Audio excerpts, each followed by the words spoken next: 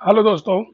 तो देखिए आज हम कुछ क्वेश्चंस करेंगे। तो इसमें कुछ क्वेश्चन ऐसे हैं जिनका टॉपिक आपने पढ़ रखा है और कुछ क्वेश्चन ऐसे हैं जो टॉपिक आपने नहीं पढ़े हैं, लेकिन वो क्वेश्चन और आंसर के माध्यम से आप जो है उनको कवर कर सकते हैं। ठीक है, तो चलिए शुरू करते हैं। तो देखिए इसमें सबसे पहला क्वेश्चन है वित्तीय सेवा संस्थान ब्यूरो, FSIB। ठीक है, फाइनेंशियल सर्विस इंस्टीट्यूट ब्यूरो। तो इसके संदर्भ में निम्नलिखित कथनों पर विचार कीजिए। तो इसमें पहला स्टेटमेंट है सार्वजनिक क्षेत्र के बैंकों के अध्यक्ष तथा अन्य महत्वपूर्ण पदों पर सरकार FSIB की अनुशंसा के आधार पर इनकी नियुक्ति करती है। यानी जो पब्लिक सेक्टर बैंक है जैसे PNB, ठीक है, बैंक ऑफ बड़ौदा या इंडियन बैंक, तो ये सार्वजनिक क्षेत्र के बैंक हैं। तो इनके जो अध्यक्ष होते हैं, इनके जो चीफ होते हैं, उनकी नियुक्ति जो है सरकार FSIB की अनुशंसा के आधार पर करती है। ये स्टेटमेंट ठीक है। अगला स्टेटमेंट है बैंक बोर्ड ब्यूरो को 1 जुलाई 2022 से FSIB द्वारा प्रतिस्थापित कर दिया गया है। पहले जो था वो था बैंक बोर्ड ब्यूरो। ये संस्था थी जो बैंकों के अध्यक्षों की नियुक्ति के लिए सरकार को अनुशंसा देती थी, लेकिन 1 जुलाई 2022 से FSIB नई संस्था बना दी गई है और बैंक बोर्ड ब्यूरो को हटा दिया गया है। FSIB के वर्तमान अध्यक्ष भानु प्रताप शर्मा है। तो ये तीनों स्टेटमेंट ठीक है, ये भी सही है, ये भी सही है। तो विकल्प की सहायता से सही कथन चुनना है, तो सभी कथन सत्य हैं। ठीक है, अब हम आगे बात करते हैं नेक्स्ट क्वेश्चन की। देखिए नेक्स्ट क्वेश्चन है सूची 1 और सूची 2 को सुमेलित करना है हमको। तो सूची 1 में क्या दिया गया है, बैंक के नाम दिए गए हैं। इंडियन बैंक, तो इंडियन बैंक जो है वो क्या है, सार्वजनिक क्षेत्र का बैंक है। तो यानी कि डी क्या है 1। फिर दिया गया ICICI बैंक, ये निजी बैंक है, तो C का हो गया 2। सिटी बैंक है विदेशी बैंक, A का हो गया 3। सरस्वत बैंक है सहकारी बैंक, और B का हो जाएगा 4। तो देखते हैं कोई ऑप्शन ऐसा है क्या। तो ऐसा कोई ऑप्शन नहीं है, तो ये क्वेश्चन थोड़ा गड़बड़ हो गया है। तो हमारा जो आंसर होगा, A का हो गया 3, B का हो गया 4, और C का मिलान है 2, और D का मिलान है 1। ठीक है, आगे बढ़ते हैं अब हम नेक्स्ट क्वेश्चन की ओर। अग्रणी बैंक योजना का प्रारंभ कब हुआ, यानी लीड बैंक स्कीम। तो लीड बैंक स्कीम जो है उसको जो है शुरू किया गया था दिसंबर 1969 में। लीड बैंक योजना जो है स्कीम आपने लास्ट वीडियो में आपने देखा होगा कि यानी किसी एक बैंक को जो है जिम्मेदारी दे दी जाती है। कोई एक बैंक है, उसको कह दिया गया कि भाई जैसे मान लिया जैसे PNB का एग्जांपल दिया था मैंने लास्ट टर्न पे। PNB को कहा कि आप देहरादून में जो है बैंकिंग सुविधाएं देने के लिए लीड बैंक हो। ठीक है, तो उसको कहा कि आप देहरादून में लीड बैंक हो आप बैंकिंग सुविधाएं देने के लिए। तो PNB ही जो है ग्रामीण क्षेत्रों में या उन क्षेत्रों में जहाँ पर जो है बैंकिंग सुविधाएं नहीं है, वहाँ पर PNB अपनी ब्रांचेस खोलेगा, ATM खोलेगा, बैंकिंग सुविधाएं देगा। तो यही जो है देहरादून का लीड बैंक हो जाएगा फिर। ठीक है, ये किसी को भी जिम्मेदारी दी जा सकती थी, बैंक ऑफ बड़ौदा को दी जा सकती थी, इंडियन बैंक को, किसी भी बैंक को दी जा सकती थी कि आप इस क्षेत्र के लीड बैंक हो। फिर अगला क्वेश्चन है लीड बैंक का कार्य किया जाता है। तो लीड बैंक का कार्य किया जाता है भारतीय स्टेट बैंक द्वारा, ऐसा जरूरी नहीं है। रिजर्व बैंक द्वारा ये तो है ही नहीं, क्योंकि रिजर्व बैंक तो अपनी ब्रांचेस ऐसे नहीं खोलता कि आप जो है उसमें कैश वैश जमा करो या उससे उधार उधार लो। आम जनता उससे बैंकिंग का कार्य नहीं करती है किसी भी बैंक द्वारा। तो ये हो तो सकता है, लेकिन ऐसा नहीं कि कोई भी मुंह उठा के कर लेगा। इस कार्य हेतु नामित बैंक द्वारा, ये सही है इसमें। ठीक है, आगे बढ़ते हैं अब हम। जिला साख योजना बनाई जाती है, तो यानी कि जिले के लिए जो क्रेडिट स्कीम बनाई जाती है वो बनाई जाती है लीड बैंक के अंतर्गत। ठीक है, ये भी लीड बैंकिंग का ही कार्य है। आगे बढ़ते हैं अब हम। निम्नलिखित में से कौन सा बैंक मुख्यतः लघु उद्योगों के संबंध में कार्यरत है। ठीक है, तो कार्यरत है, तो सिडबी है, लघु उद्योगों से संबंधित बैंक है सिडबी। आईडीबीआई जो बैंक है ये था इंडस्ट्रीज के लिए, बड़ी इंडस्ट्रीज के लिए। ठीक है, अब इसको जो है बैंकिंग लाइसेंस भी दे दिया गया है, अब ये नॉर्मल बैंक की तरह भी काम करता है। आईसीआईसी भी इंडस्ट्रीज के लिए ही था, लेकिन अभी अभी बैंक की तरह काम करता है। नाबार्ड जो है वो कृषि क्षेत्र के लिए जो है कार्य करता है, कृषि क्षेत्र को ऋण देता है। आगे बढ़ते हैं अब हम, मतलब खुद ऋण नहीं देता, लेकिन जो इसके अंतर्गत बैंक है उनके द्वारा जो है कृषि क्षेत्र की मदद करता है ये। आगे बढ़ते हैं अब हम, निम्नलिखित में से कौन सा वित्तीय समावेशन फाइनेंशियल इंक्लूजन का उद्देश्य नहीं है? फाइनेंशियल इंक्लूजन बेसिकली होता क्या है, इसका मतलब ये है कि जो भी पिछड़ा वर्ग है या दुर्बल वर्ग है, ठीक है, जो पिछड़े लोग हैं, पिछड़े वर्ग, दुर्बल वर्ग,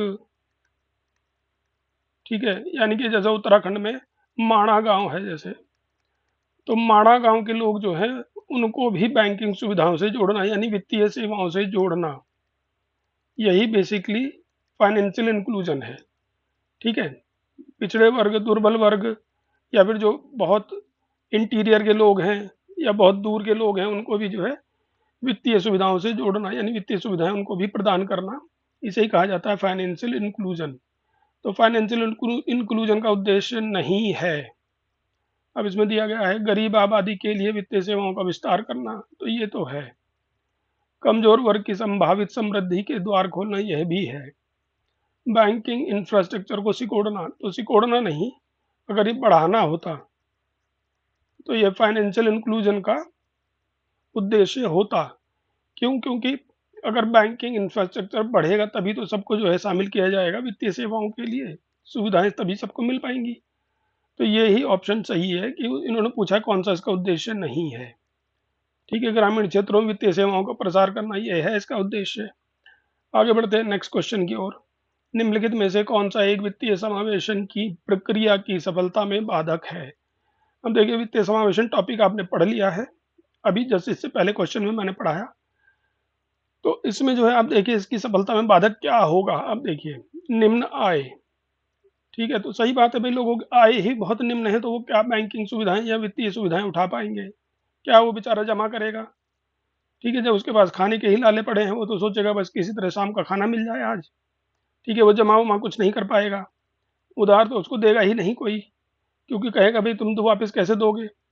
ठीक है, बीमा उमा जो है ये भी वित्तीय सुविधाएं ही होती हैं एक तरह से, इंश्योरेंस वगैरह, तो ये भी नहीं ले पाएगा वो, क्योंकि उसकी निम्न आय है। तो इसकी सफलता में बाधक है वित्तीय समावेशन की निम्न आय। ठीक है, निरक्षरता भी बाधक है, ये तो साफ साफ समझ में आ ही रहा है। बैंकिंग शाखाओं का अभाव, यह भी बाधक है, तो यानी इसका आंसर हो जाएगा उपयुक्त सभी। आगे बढ़ते हैं नेक्स्ट क्वेश्चन की ओर। भारत में गैर बैंकिंग कंपनियां एनबीएफसी, ठीक है, तो NBFC non banking financial companies के संदर्भ में निम्नलिखित कथनों पर विचार कीजिए। ठीक है, इसकी फुल फॉर्म है नॉन बैंकिंग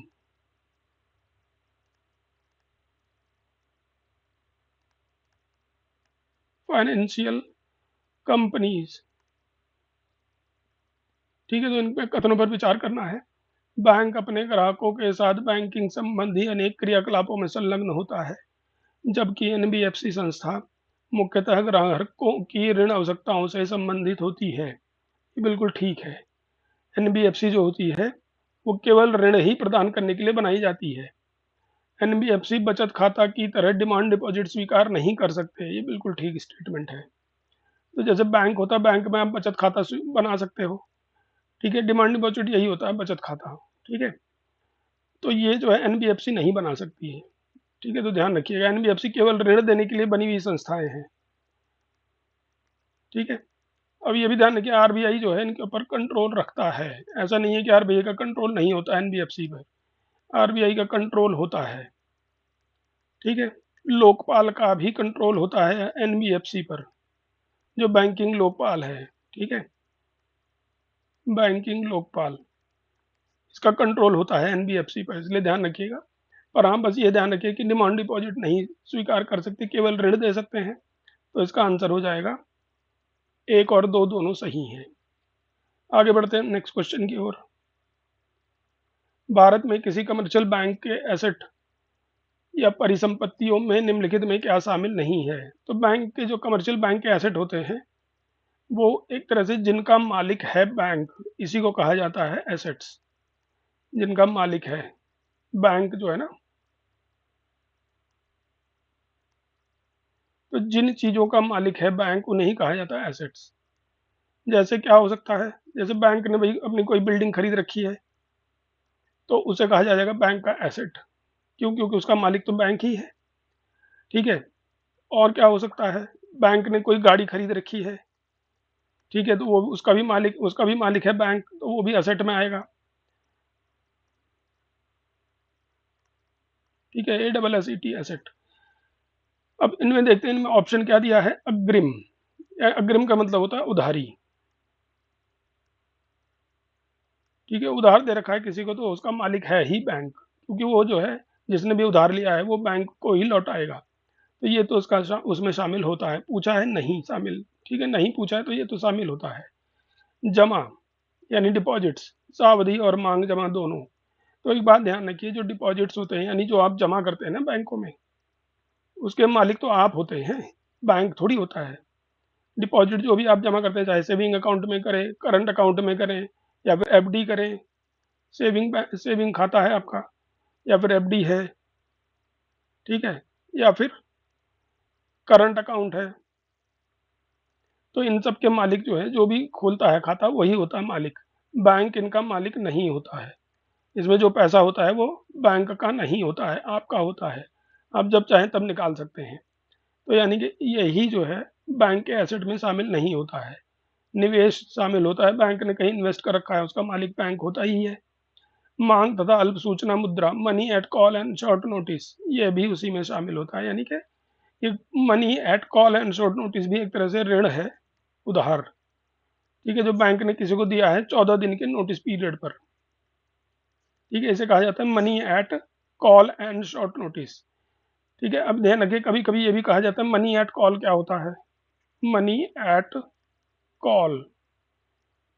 ठीक है, तो मनी एट कॉल ऐसा होता है कि भाई जैसे टाटा है, तो टाटा जो है ये रिलायंस है, तो टाटा कंपनी के मालिक ने मान लिया बैंक को फ़ोन किया और कहा कि भाई मुझे जो है उधार चाहिए,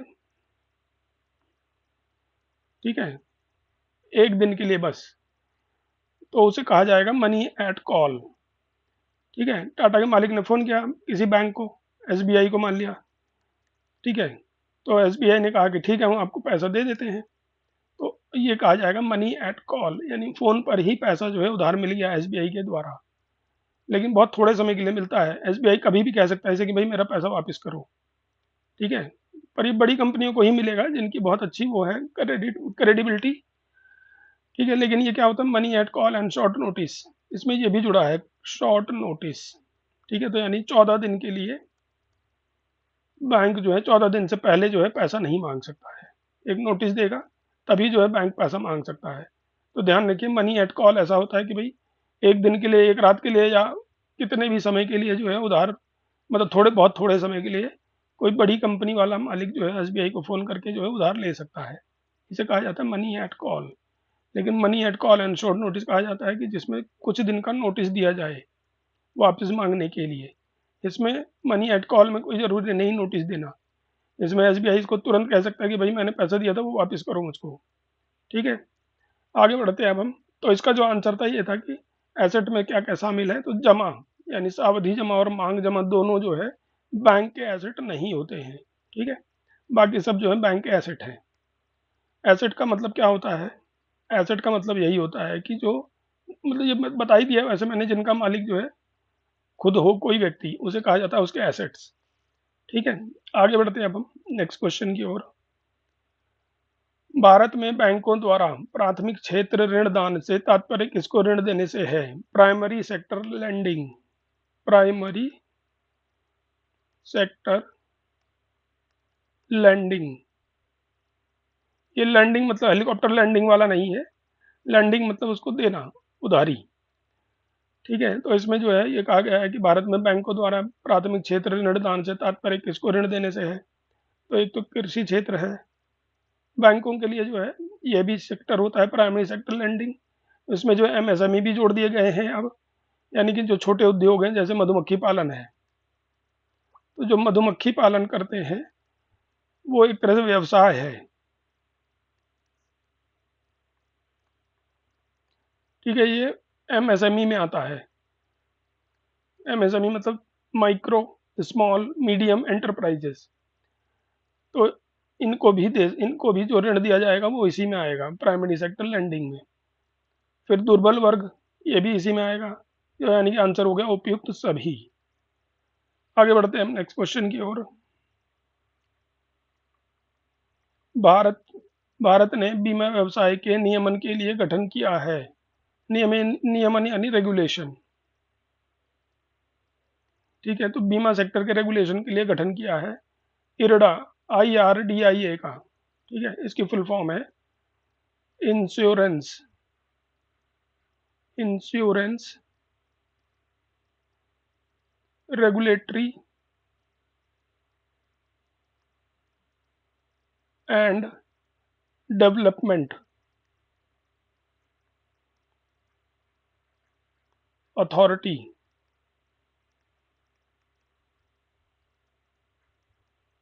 ऑफ इंडिया। ठीक है, तो इरडा इसकी फुल फॉर्म है इरडा की, insurance regulatory and development authority of India. आगे बढ़ते हैं अब हम। अगला क्वेश्चन भी इसी से रिलेटेड है, जिसमें इसके बारे में डिटेल दी गई है, जो पूरा टॉपिक कवर कर देगी आपका इरडा वाला टॉपिक। निम्नलिखित कथनों पर विचार कीजिए। बीमा ग्राहकों के हितों की रक्षा के उद्देश्य से वर्ष 1999 में इरडा की स्थापना की गई। तो ये ध्यान रखिए, ये बिल्कुल सही आंसर है। स्टेटमेंट है वर्ष 1999 में IRDIA की स्थापना की गई है। ठीक है, तो ये भी एक क्वेश्चन बन जाता है कि भाई इरडा की स्थापना कब की गई और क्यों की गई? बीमा ग्राहकों के हितों की रक्षा के लिए। ठीक है, तो दो क्वेश्चन ये इस स्टेटमेंट से बन सकते हैं। इरडा एक वैधानिक निकाय है, तो ये बिल्कुल ठीक बात है, वैधानिक निकाय है यह, तथा वित्त मंत्रालय के अधीन कार्यरत है, यह भी बिल्कुल सही है। तो दो क्वेश्चन ये भी हैं कि इरडा जो है क्या है, वैधानिक निकाय है क्या? हाँ सही है। किस मंत्रालय के अधीन काम करता है? वित्त मंत्रालय के अधीन। फिर अगला है प्राधिकरण की शक्तियां और कार्य इरडा अधिनियम 1999 तथा बीमा अधिनियम 1938 में निर्धारित किए गए हैं, यह भी बिल्कुल सही स्टेटमेंट है। अगला स्टेटमेंट जो करंट का स्टेटमेंट है, इरडा विजन 1947 के अंतर्गत वर्ष 2047 तक सभी के लिए बीमा सुनिश्चित करने का लक्ष्य है, यह स्टेटमेंट भी सही है। तो एक क्वेश्चन ये भी बन जाता है कि इरडा विजन 2047 क्या है? इसके तहत जो है 2047 तक सभी के लिए बीमा सुनिश्चित करने का लक्ष्य है। तो ऑल आर करेक्ट, सभी कथन जो है सत्य है। ठीक है, तो चलिए मिलते हैं नेक्स्ट वीडियो में, तब तक आप लोग पढ़ते रहिए।